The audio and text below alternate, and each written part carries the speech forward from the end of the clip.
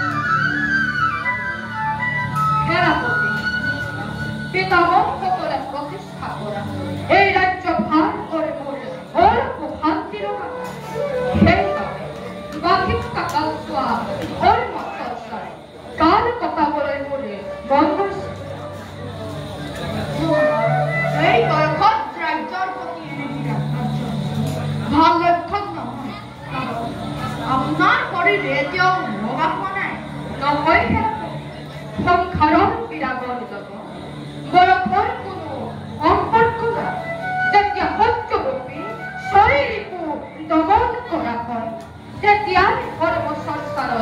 উপযুক্ত সময় শাৰীৰিক আকাৰ কাপোৰ কৰ্মসংস্থানৰ বাবে পৰিচয়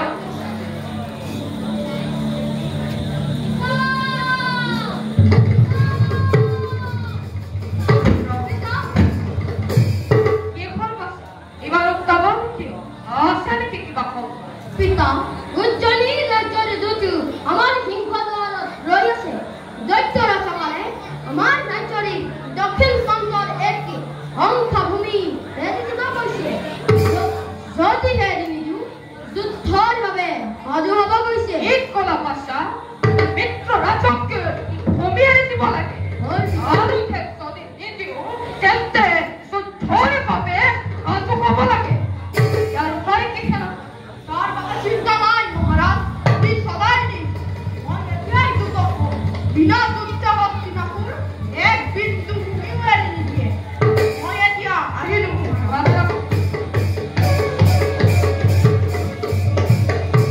পুত্ৰ পিতা দানৱৰ লগতে শত্ৰু মিত্ৰ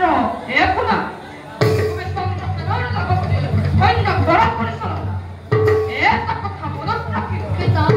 পাণ্ডৱৰ পক্ষত যাতে সেগাৰ পৰে এতিয়া মোৰ পুত্ৰ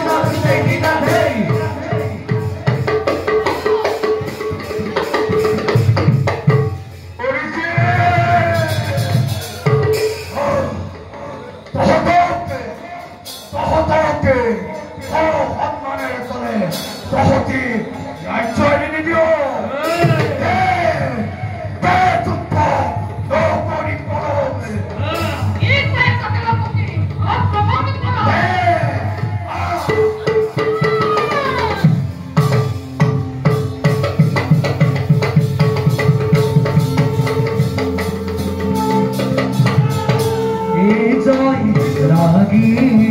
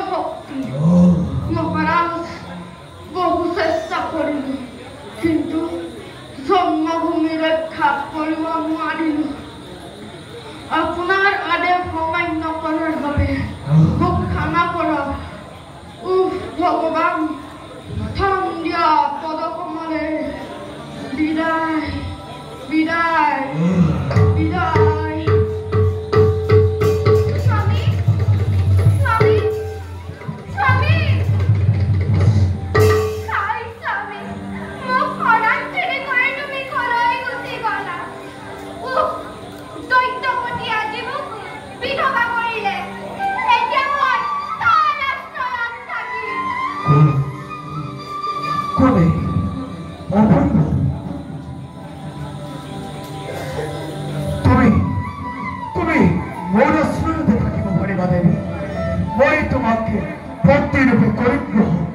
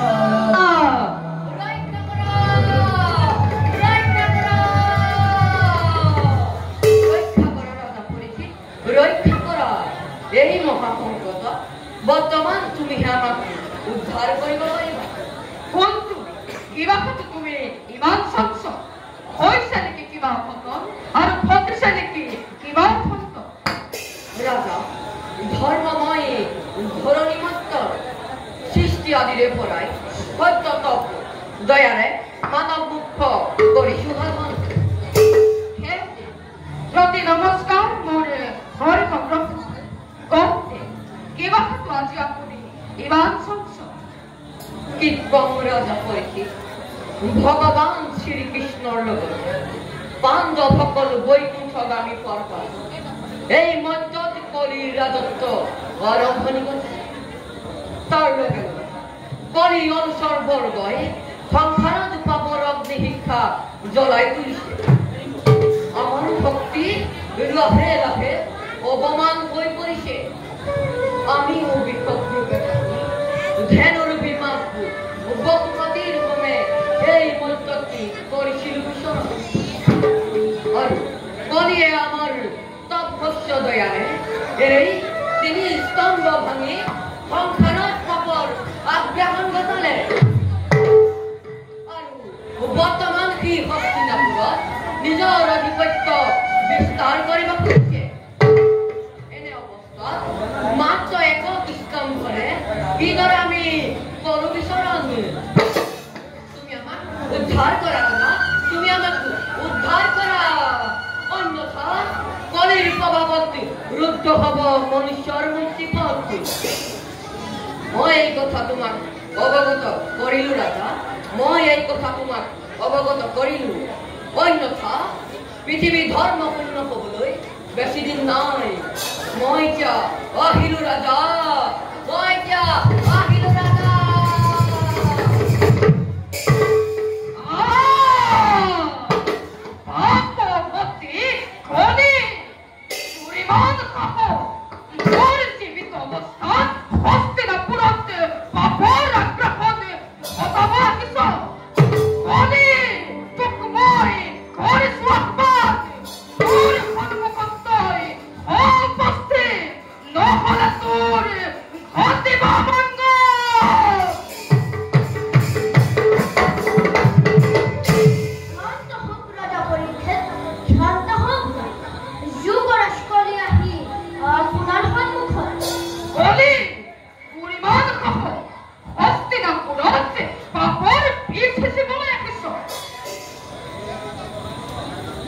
ৰাজন প্ৰকৃতিৰ নিয়মানুসাৰে মই মোৰ কৰ্তব্য পালন কৰিছো কিদৰে সত্যৰ পাছতে ত্ৰেতাৰ পাছতে দ্বাপৰ ঠিক সেইদৰে দ্বাপৰৰ পাছত কলিযুগৰ আৰম্ভণি ঘটিছে ভক্ত ৰাজন মোক মোৰ কৰ্তব্যত বাধা নিদিব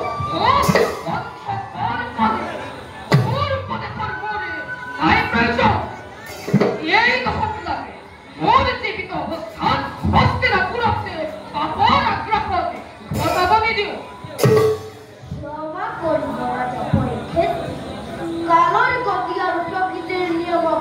কোনেও নুঠিব নোৱাৰে যদি আপুনি প্ৰকৃতিৰ বাধা হয় তেন্তে আপোনাৰ মৃত্যু স্বাভাৱিক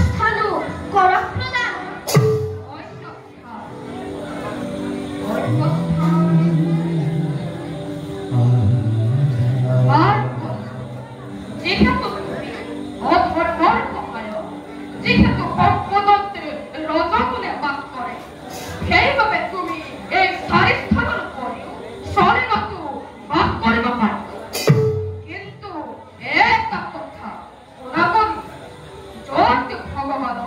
সত্য লীলা মাহাত্ম্য প্রসার করে জগৎ ভগবানের শ্রবণ কীর্তন করে এই স্থানত যাতে তুমি নগর পাবে হয়েছিয়া কিরকমই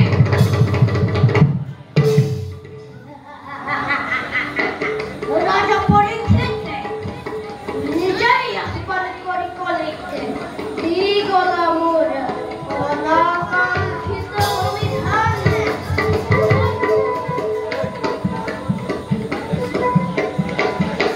বেশ কথা আমি প্রদান করা এই পক্ষে হই গরিব নিবাস সর্বপ্রথমে উন্নত অর্থাৎ তোমার স্বর্ণভূতাকে গরিম্বাক প্রতিপলে তোমার হবে তোমার স্বর্ণভূতাকে প্রতিভব করায়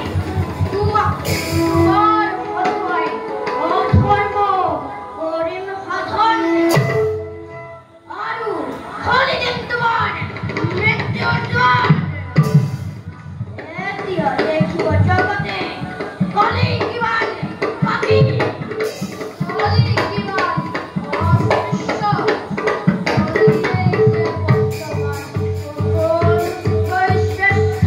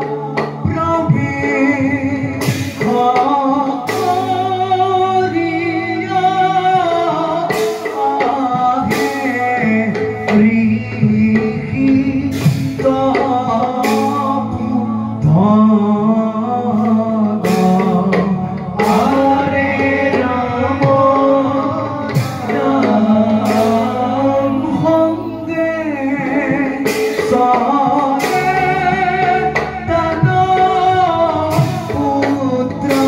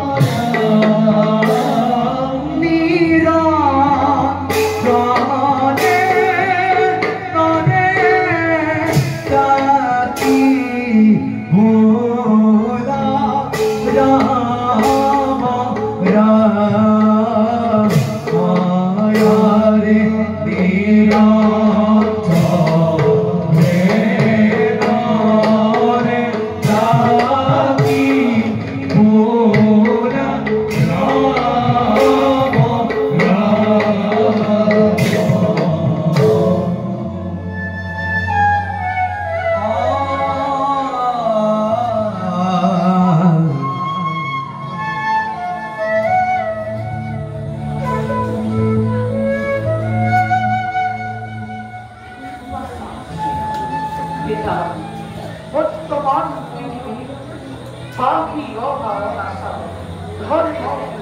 লাভ কৰি আহিছে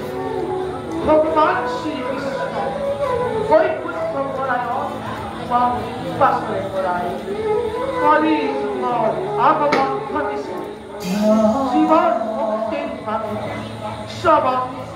কীৰ্তন ভকতি অতি প্ৰয়োজন সেয়ে সংযম ভক্তি সুচিন্তা সৎকৰ্মৰে সদায় ঈশ্বৰক কৰিবা স্মৰণ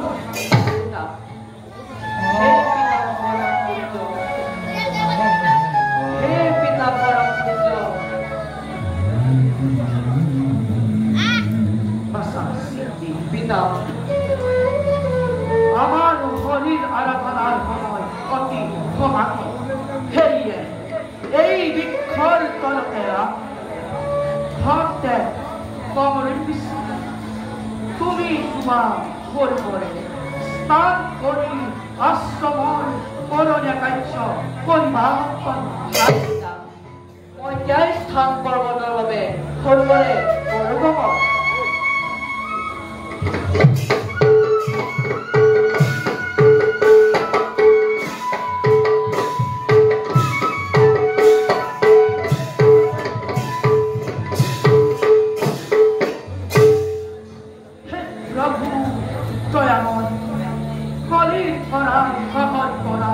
এই জগত উদ্ধাৰ কৰিবা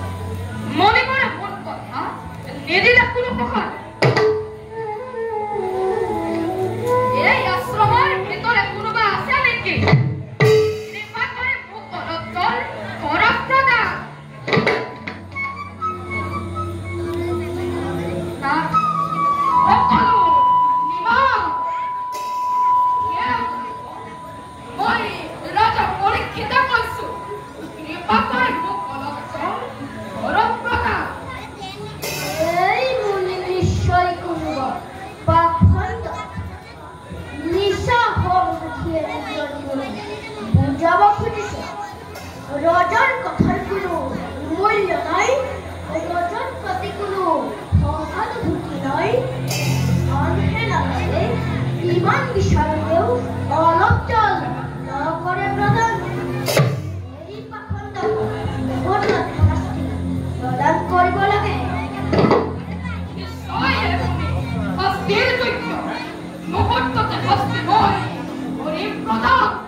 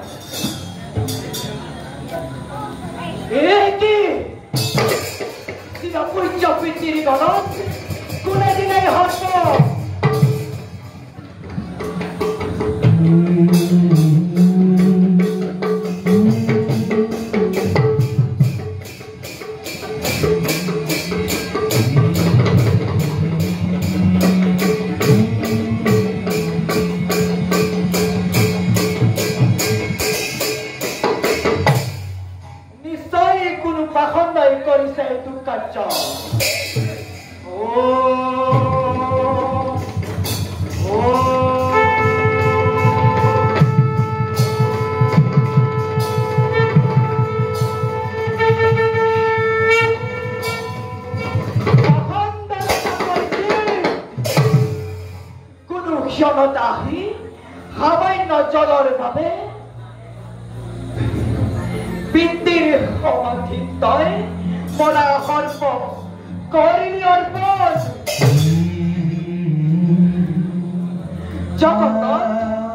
জগত কুখ্যাতি রাগিনী জীবন নকরিলি তই নুবুঝিলি তই মুনির তপর পরাক্রম কোন পাখন্দর যা পরীক্ষে এই হিঙ্গে দুঃখ ধর্মতন্ত্র দেখো তাই জি করি শত্রু কার্য তার বাপর ফলস্বরূপে হাত দিনের ভিতর দৈক্ষকে দংশন করি সমগ্র দেখাত বিষ বিয়পাই সমগ্র হরির করিব ভস্ম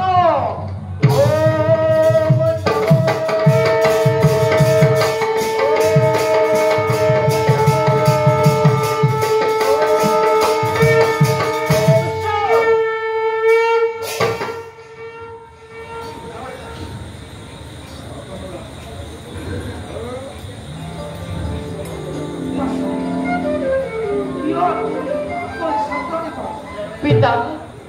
মোক ক্ষমা কৰক পিতা খন্তেক সময়ৰ বাবে আপোনাক অকলশৰে এৰি যাওঁতে ৰজা পৰীক্ষিতে জল বিচাৰি আশ্ৰমত কৰিলে প্ৰৱেশ পুনৰ ৰজাক জল প্ৰদান নকৰা ৰজাই আপোনাৰ ডিঙিত সৰ্প অৰ্পণ কৰি কৰিলে দুৰ্কাৰ্য সেয়েহে পিতা আপোনাৰ এই অৱস্থা সহিব নোৱাৰি মই ৰজা পৰীক্ষিতক 7 দিনৰ ভিতৰত দৈক্ষকে দংশন কৰিবলৈ তিৰুপ্ৰপাত কি কাৰ্য কৰিলা বাছা পিতা সামান্য ৰঘুৰ দুখত নিষ্পাপ ৰাজা পৰীক্ষিত কিয় এনে কৰিলা জানে ৰজা পৰীক্ষিত এজন ধৰ্মবস্ত ৰজা পাৰ্থ সম্পৰ্কিত কলিৰ দৰে জীৱন এনে ৰাজাৰ কাৰণে আমি সুখে শান্তিৰে কৰিছো জীৱন যাপন কি কাৰ্য কৰিলা বাছা আমি অতি শীঘ্ৰেই হস্তিনাপুৰত গৈ পৰীক্ষিত এই সাপৰ কথা অৱগত কৰিব লাগিব অন্যথা নহলে পৰীক্ষিত হ'ব পাৰে মহা বিপদ কোনা বাছা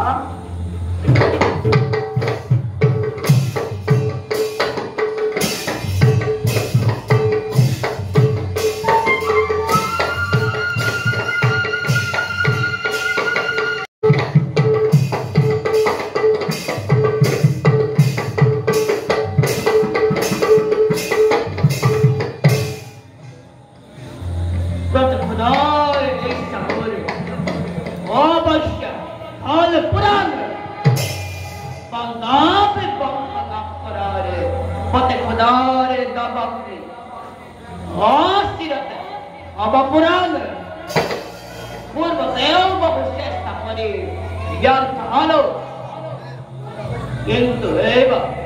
পান্ডবার নাতে বেরিয়ে মেলা দেখেনি মনের বহাবার বহাবাতে 7 দিনের ভিতরে পরীক্ষিত হয় করে মোহাম্মদ খান যাও দেশ করতে প্রমাণ ও লোক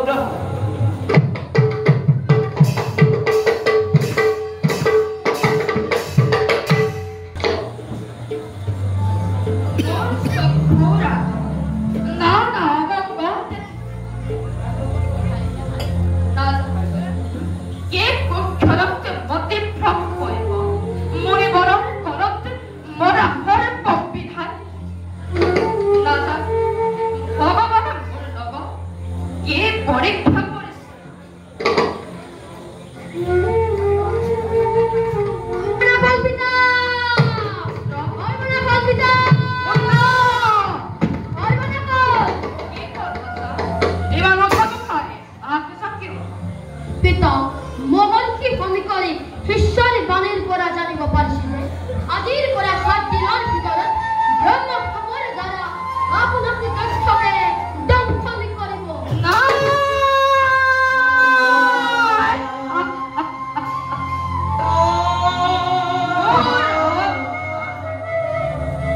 মোর অনুবাদে অন্ত ফল পাতা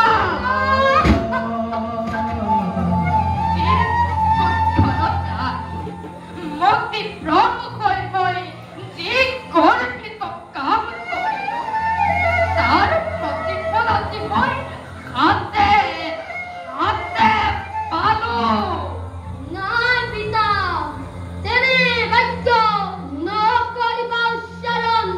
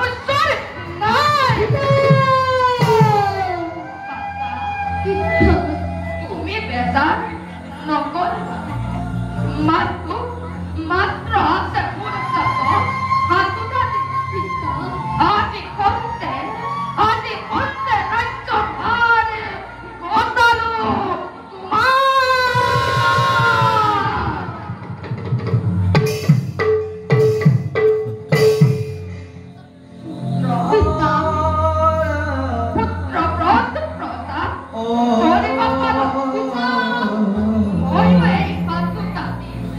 ধৰ্ম চৰ্চা কৰিম পুত্ৰ।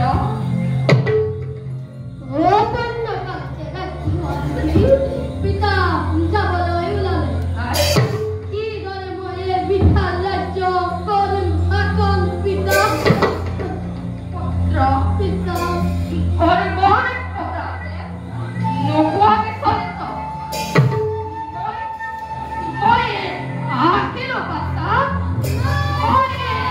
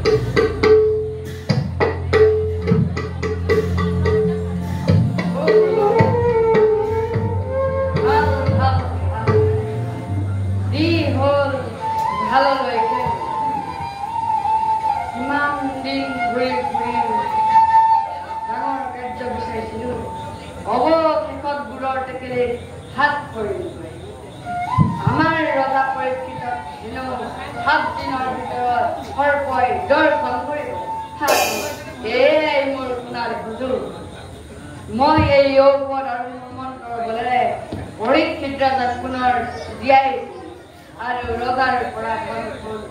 লাভ কৰিলো। ৰাজপ্ৰসাদৰ পৰা পোৱা সম্পদে মই মোৰ একেবাৰে নাইকিয়া কৰিম আৰু মানুহজনেও মাৰ খাব নালাগে।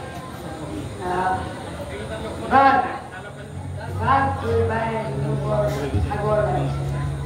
মই এই বটবিজোপাৰ তলতে অলপ জীয়াই আছো। কিবা অসাধাৰণ গোন্ধ পাইছো। কেনিনো যাবলৈ ওলাইছা তুমি?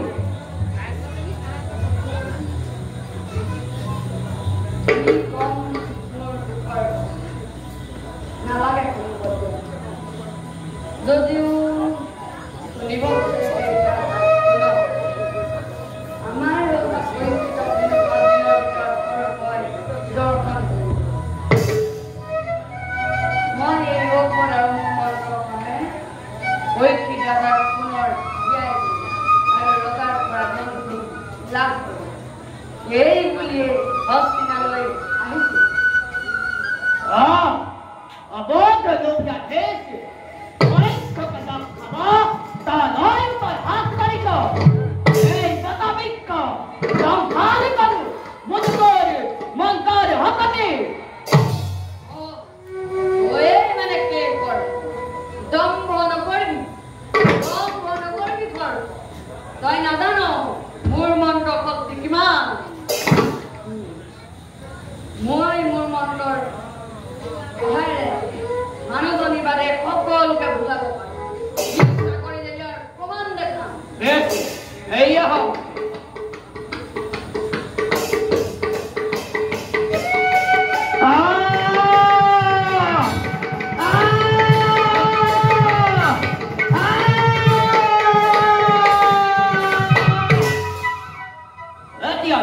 ব্রাহ্মণ তোর কপাল দম খালো কি তোরা দহে করে গল এই বতা বিক্ষ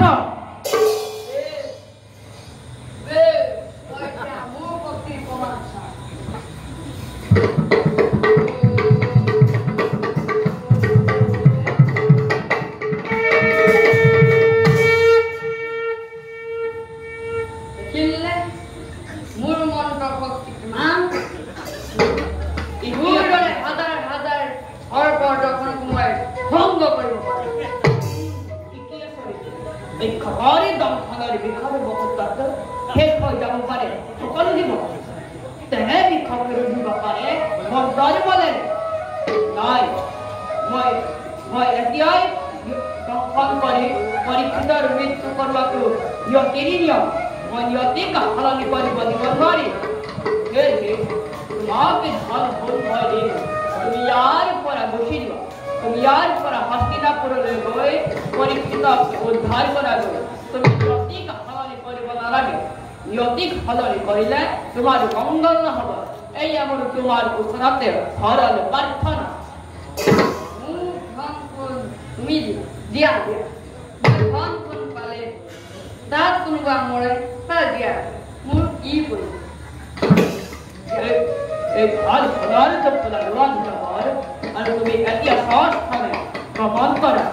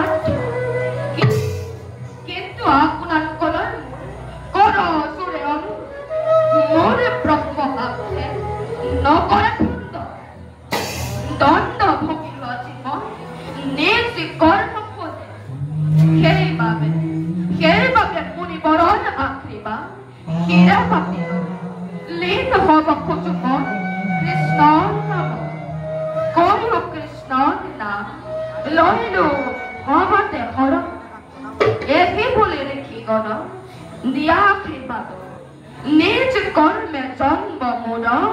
জয়তে জয়তে হুকুম আপোনালোকৰ পিঠা চব পিঠা মোৰ একোৱেই মন বসন্ত সেইবাবে স্বামী বহু জীৱনৰ অন্তিম বেলিকা পাব খোজো মাথো কৃষ্ণৰ পদযুগল কৃষ্ণৰ চৰণে লৈলো মৰম অন্তৰৰ খ্যাৰ হেতু বহুবিধ ৰূপ ধৰা দুৰ্জনক নাখিবা বনে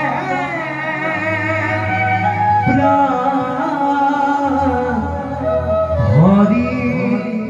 হৰি হৰি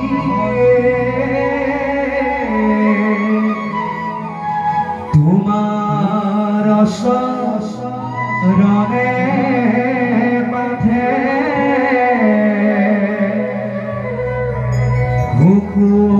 যখন মন কৰে